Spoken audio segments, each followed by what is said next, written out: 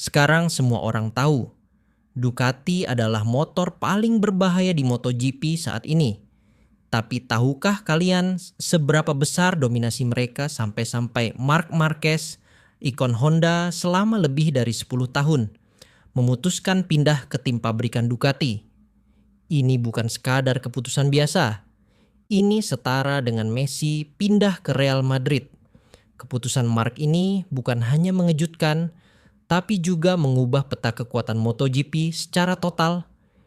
Hari ini kita akan bahas secara lengkap mengapa Ducati sekarang begitu mendominasi dan kenapa bahkan pembalap legendaris pun rela meninggalkan loyalitas demi bisa menunggangi Desmosedici.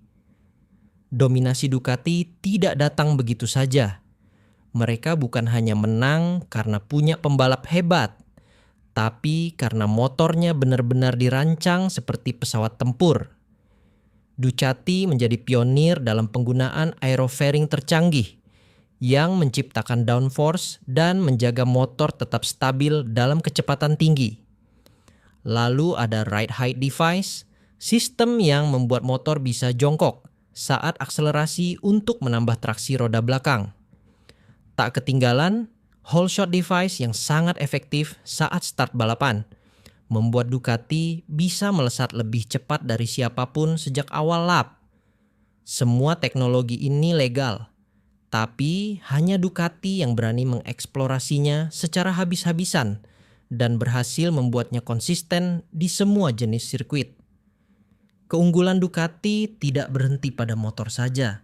Mereka juga sangat unggul dalam hal strategi dan pengumpulan data. Tidak seperti Honda dan Yamaha yang hanya memiliki 1-2 pembalap kompetitif, Ducati memberikan motor berkualitas tinggi ke hampir semua tim satelitnya.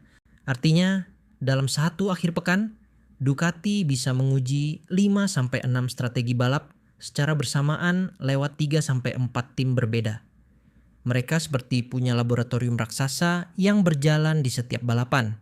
Pembalap seperti Franco Morbidelli, Fabio Di Giannantonio, Alex Marquez, semuanya tampil kompetitif dan berpotensi meraih podium.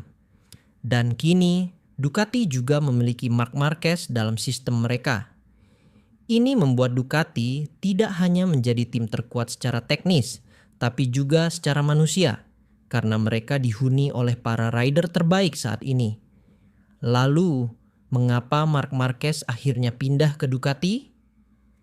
Kita tahu, Marc adalah simbol loyalitas Honda. Namun, dalam beberapa tahun terakhir, motor Honda mengalami penurunan performa yang sangat drastis. Bukan hanya sulit bersaing, tapi juga menyebabkan cedera berulang bagi Marc. Setelah bertahun-tahun berjuang, ia akhirnya berkata, "Cukup." Di musim lalu bersama Gresini, dengan motor Ducati yang bahkan bukan versi terbaru, Marc mampu kembali bersaing di papan atas. Kini, ia mendapatkan dukungan penuh dari tim pabrikan Ducati, lengkap dengan teknologi terbaru dan akses penuh ke data terbaik. Bahkan Marc Marquez pun sadar, jika ingin kembali jadi juara dunia, satu-satunya jalan adalah bersama Ducati. Namun, muncul pertanyaan besar. Apakah dominasi Ducati membuat MotoGP menjadi kurang menarik? Beberapa penggemar merasa bahwa balapan mulai terasa mudah ditebak. Banyak yang menyebut MotoGP sekarang seperti Ducati GP, karena hampir semua pembalap top menggunakan motor yang sama. Tapi secara teknis, Ducati tidak melakukan kecurangan. Mereka hanya lebih cepat berinovasi, lebih berani mengambil risiko, dan lebih cerdas memanfaatkan semua celah regulasi yang ada. Mereka menciptakan ekosistem yang luar biasa kuat, dan sekarang mereka juga memiliki salah satu pembalap paling berbahaya di dunia, Marc Marquez. MotoGP kini memasuki era baru. Bukan lagi sekadar persaingan antar pembalap, tapi pertarungan antar sistem dan strategi. Marc Marquez di Ducati bisa menjadi langkah paling besar dan paling berani dalam 1 dekade terakhir. Pertanyaannya sekarang adalah, Bisakah ia kembali mendominasi seperti dulu? Atau justru akan tenggelam di antara para talenta muda Ducati lainnya yang sudah sangat cepat dan haus kemenangan? Bagaimana menurut kalian? Apakah Ducati jenius atau terlalu overpower? Dan apakah Marc Marquez akan berhasil membuktikan dirinya kembali di markas yang dulu pernah menjadi rival utamanya? Tulis pendapat kalian di kolom komentar. Like jika kalian rindu rivalitas keras dan kejutan tak terduga di lintasan.